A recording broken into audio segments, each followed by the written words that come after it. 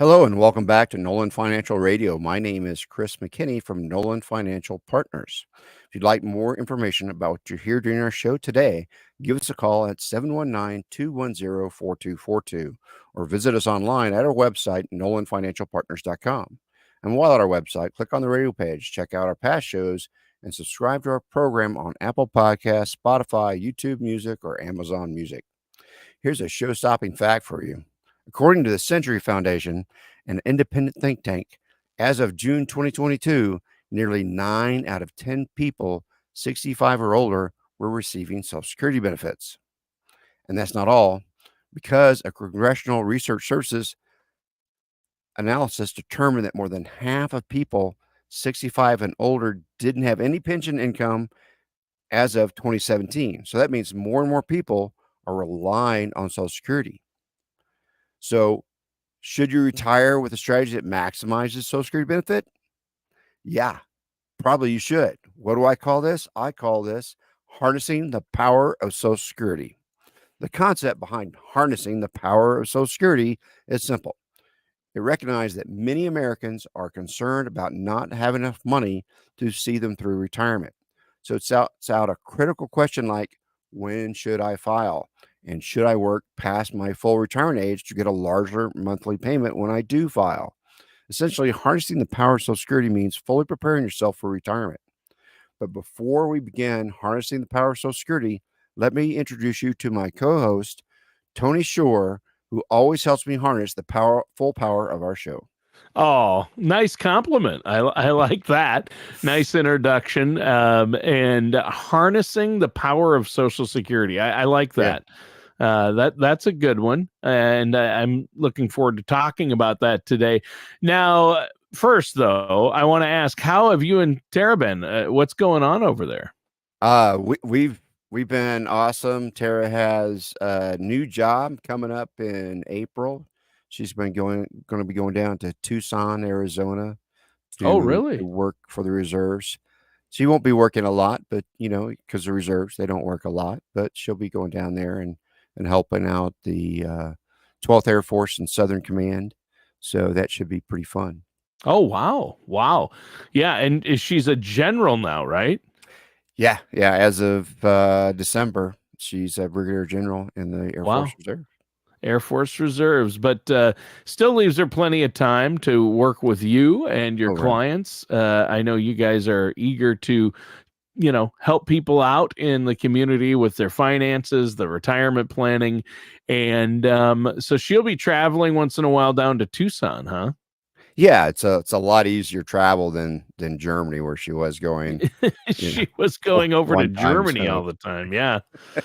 Yeah. Well, she'll be home more now then, right? So she'll be home a lot more now because she's not going to work very much down there. It just depends. But yeah, so she's looking forward to learning that area of responsibility and getting involved and understanding what they do, so she can help them with what they're doing down there. Oh, sure. That's awesome.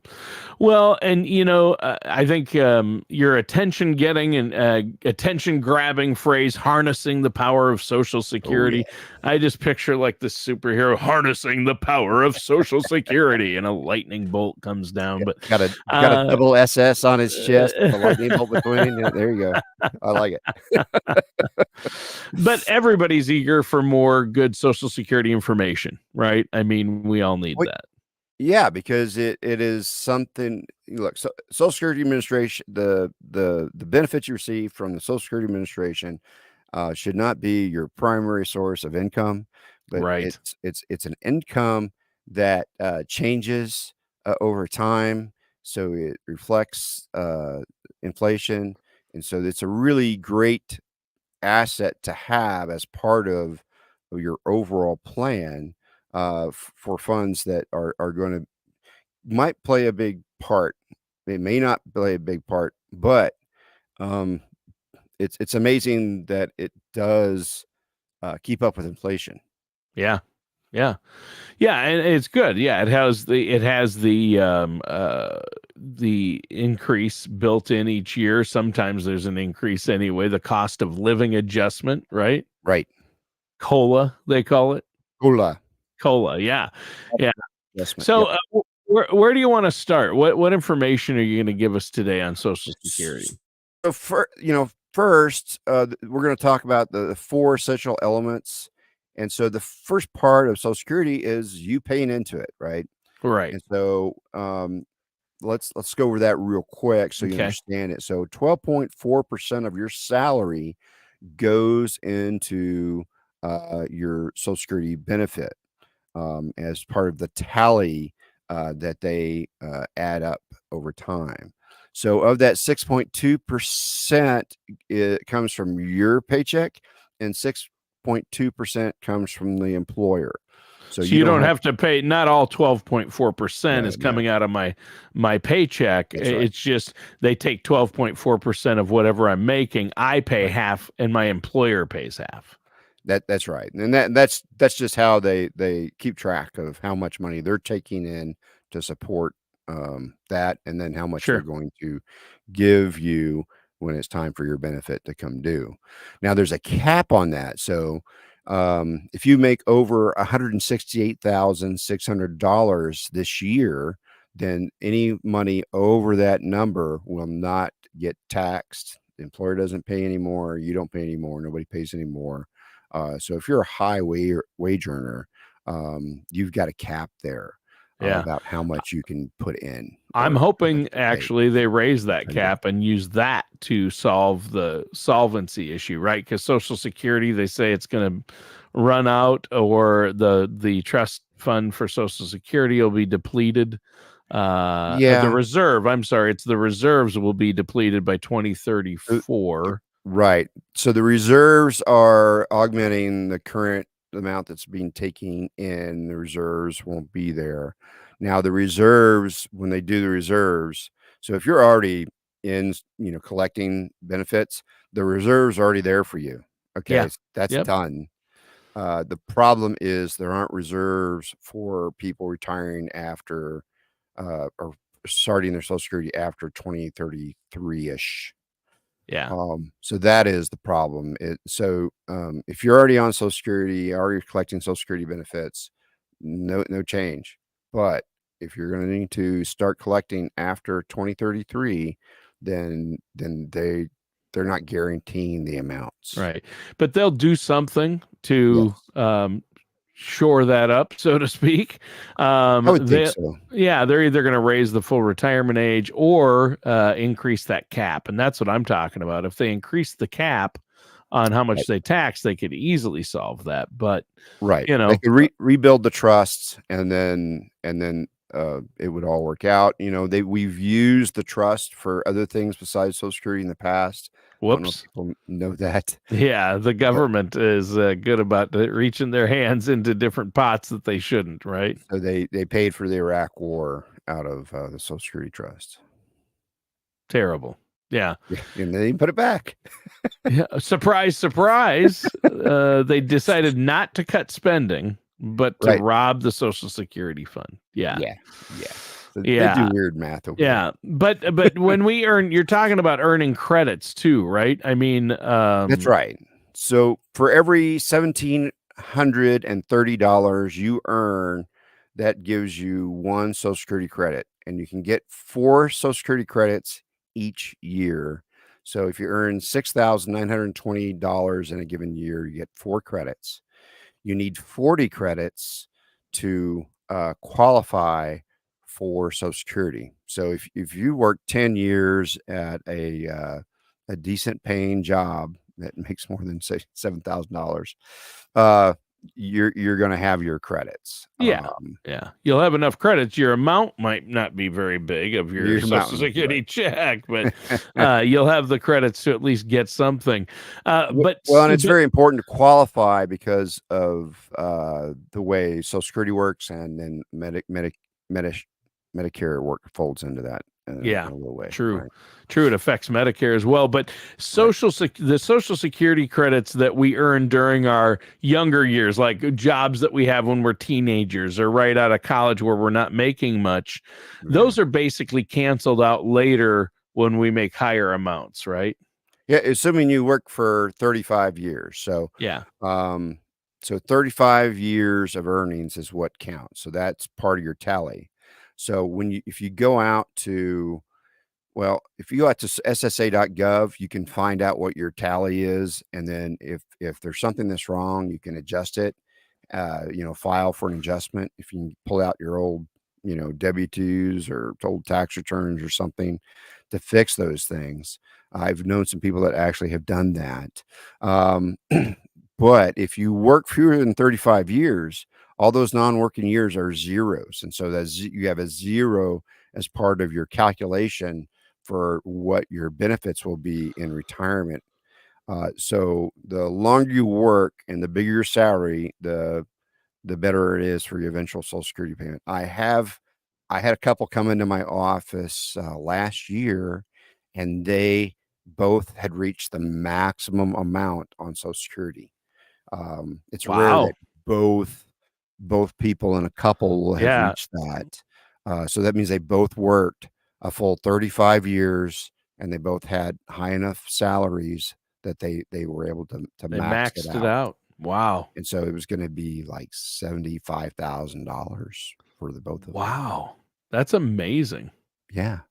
That's really incredible. Well, and that doesn't, like you say, that hardly ever happens. But No, it's pretty rare. yeah. So, but it really does matter. I mean, to me, it's like maybe you should be bold when it comes to asking for a raise or finding jobs that pay better, and be your own best advocate and know your worth. That's going to help. And what you talked about there is, the highest paid 35 years of work history are looked at to figure out the amount you get. And I think that's why a lot of women who take time off to raise children or for childbirth and then raising their kids. I mean, It's men too. I'm not trying to stereotype, but in the past, it has been primarily women getting a lower social security amount because they haven't put in as many high earning years, because maybe they took time off to raise a family. And not time off from a paying gig. They're not taking time off. Believe me, if you got 3 kids or more, we had 3 kids, and it's just like that. There's nothing time off about raising kids. No, there's no time off about that at all. Well, and the other part about that is you do take that time away from the workplace. Yeah. When you come back, you're not in as good position for promotion.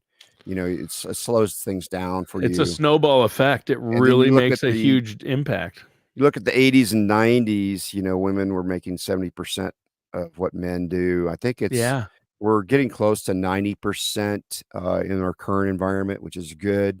But we're still not quite there with the wage gap. Especially on executive levels. Well, like CEOs and CEOs of large corporations. Well, yeah. And you go around.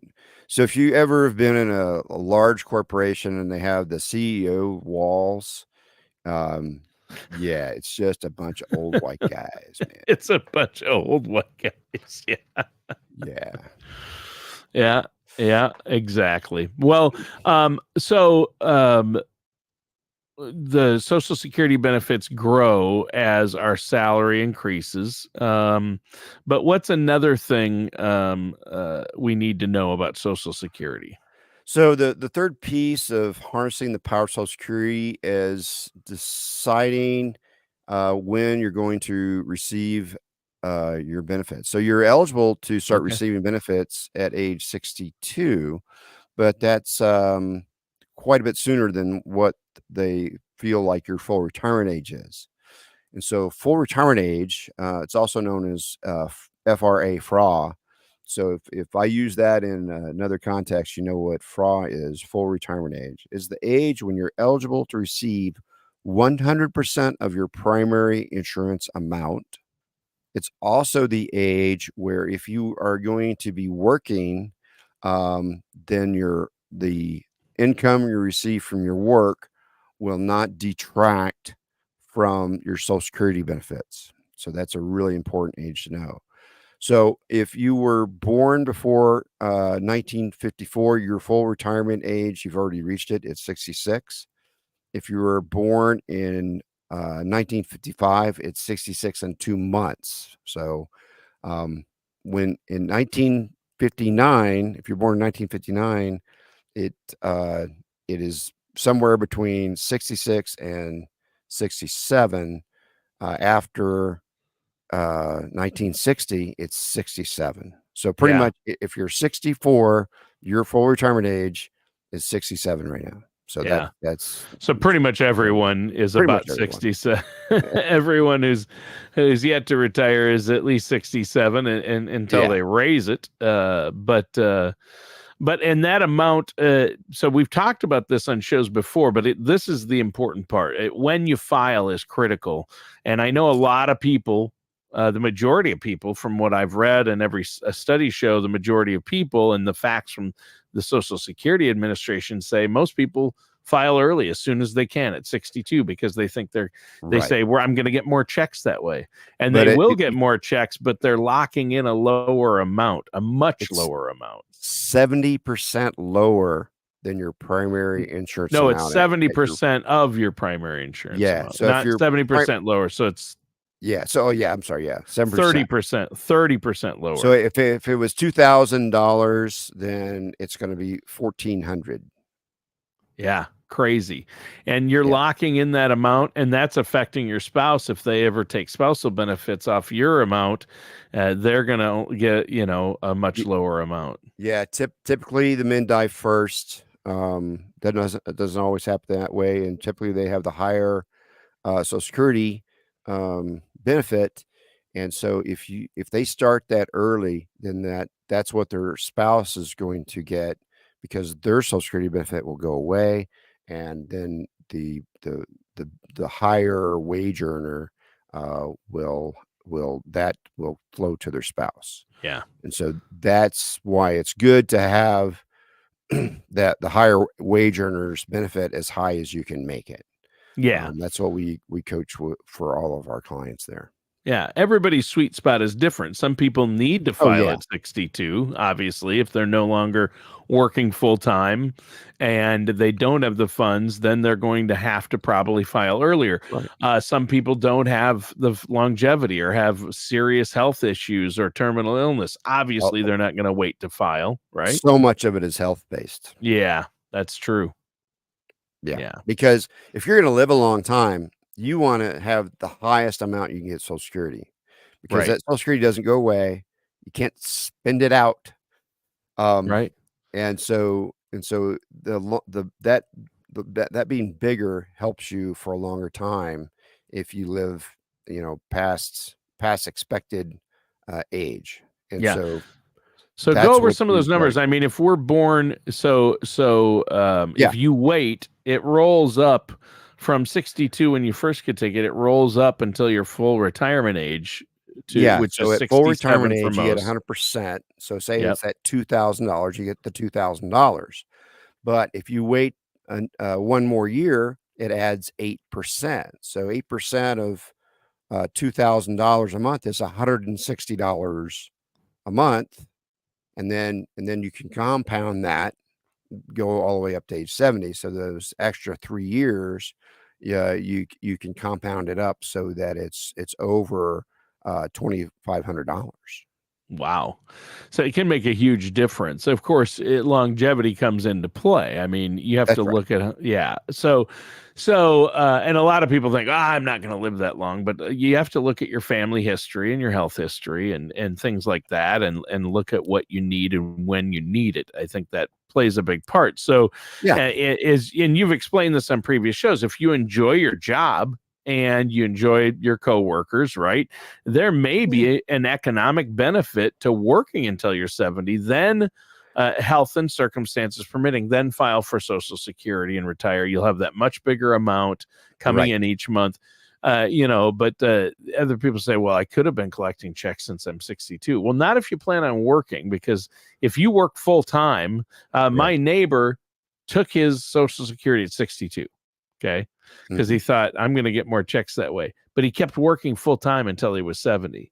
So guess how much of that Social Security he locked in a low rate, and then he got this amount. He got goose egg because they ended up taking all those benefits back because he was earning too much to receive Social Security. Yeah, until he reached his full retirement age at Right, until he 67. reached 67. Yeah, or he was 66 in some months, but yeah. Yeah. Yeah, So not good. so it's a really important thing to do. I've got a couple clients that they didn't understand how their benefit and their spouse's benefit interacted for them. Say you're a widow or a widower, how does that benefit interact with your benefit? And so you need to understand that when you file and you start receiving money, that becomes your benefit, whether you filed on your spouse or yourself. That's your benefit now. Okay, so it's still considered. It still follows all those same rules. Yeah. So don't get caught up. Well, that's not my money. That's my husband's money, or that's my spouse, my wife's money. I'm just falling on theirs, so I can collect that. And then when I get older, I'll start collecting my own. I'm like, yeah, it doesn't work that way. No, unfortunately, it doesn't work that way. Unfortunately. Yeah. There were a lot of filing strategies that they got rid of. There were some loopholes and things, and people would use filing strategies And that so that's were really part of the good. zeitgeist, and so people don't know that all that is gone now. Yeah, file and suspend is gone. They used to be able to file and suspend, and then you could let it grow, and yeah. 2015 Tax Act changed all that. Yep, it did. Yeah. So, and let's go back now. You briefly mentioned COLAs, but there is a cost of living adjustment each year that we can hopefully count on with Social Security, but not always. Not always. It's up to Congress to vote for it. So say you go to your full retirement age, then you're going to start getting those funds, and once you file, you're locked in, except for the fact that your monthly payment will increase when there's a cost of living adjustment, COLA. So the increases are linked to the consumer price index. And so that they come out, that Congress does vote for them, but they have a guide, right? So if the consumer price index is really high, then they're going to give a higher COLA. So in 2022, the COLA went up by 5.9% because of the inflation we had that year. And in 2023, it increased by 8.7% because of the inflation we had the previous year on that. And so the 2024's COLA increase people got at the end of December is 3.2%. So not as big, but it's big, but it doesn't always happen. So we've had years where it's been zero years. Yeah. Right. Where the consumer price index actually went down. People may not remember that back in 2015, we had a really flat year economically and also in the stock market. So everything was pretty flat. So there was no COLA increase in 2016 because of the 2015 economy. Yeah. And we've had years that have been zero. And now with interest rates and the consumer price index inflation going not as high, there hasn't been as much. But those are locked in. And that that really lends itself to our previous discussion about not filing early and locking in a lower amount, because that's a percentage of what you're already getting. So if you let your Social Security benefits roll up until your full retirement age, when there's a 5% cost of living adjustment, it's 5% of more of what it's 5% of what you were getting. So if you're getting $2,000, they're going to add 5% to that, and that's what you're going to get.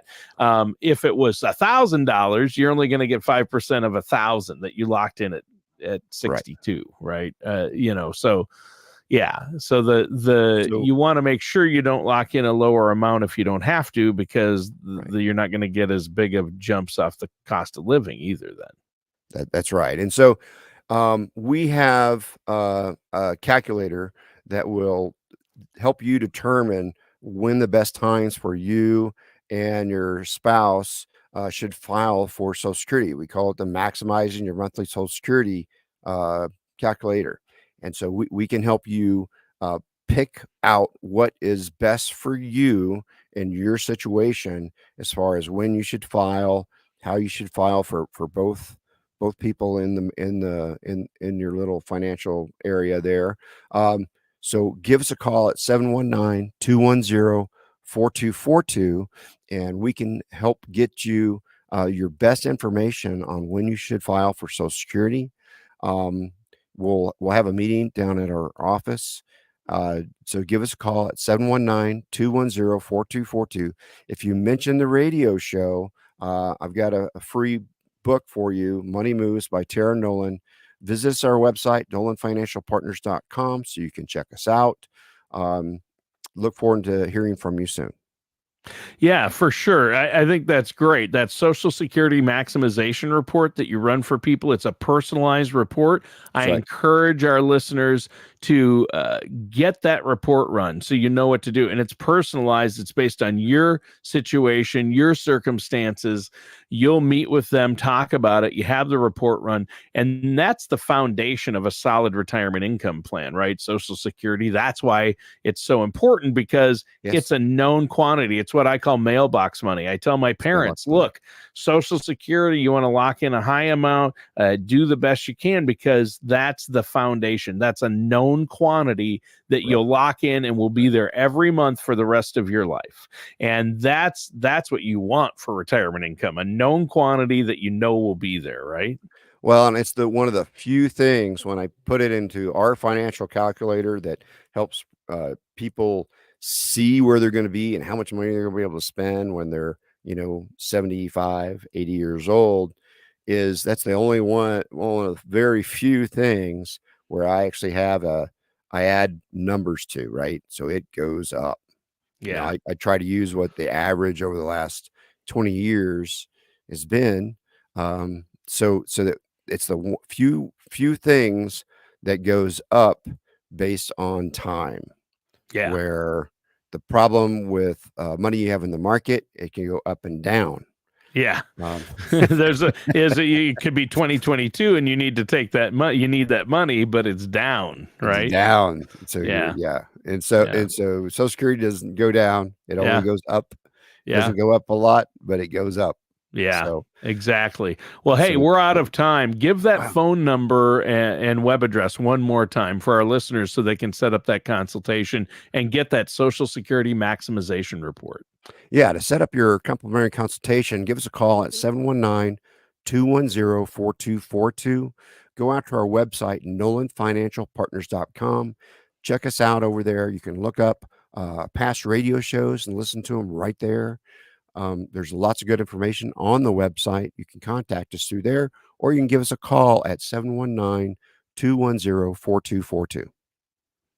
All right, and that does it for today's episode of Nolan Financial Radio. Join us again next week for another episode of Nolan Financial Radio with Nolan Financial Partners. See you next time.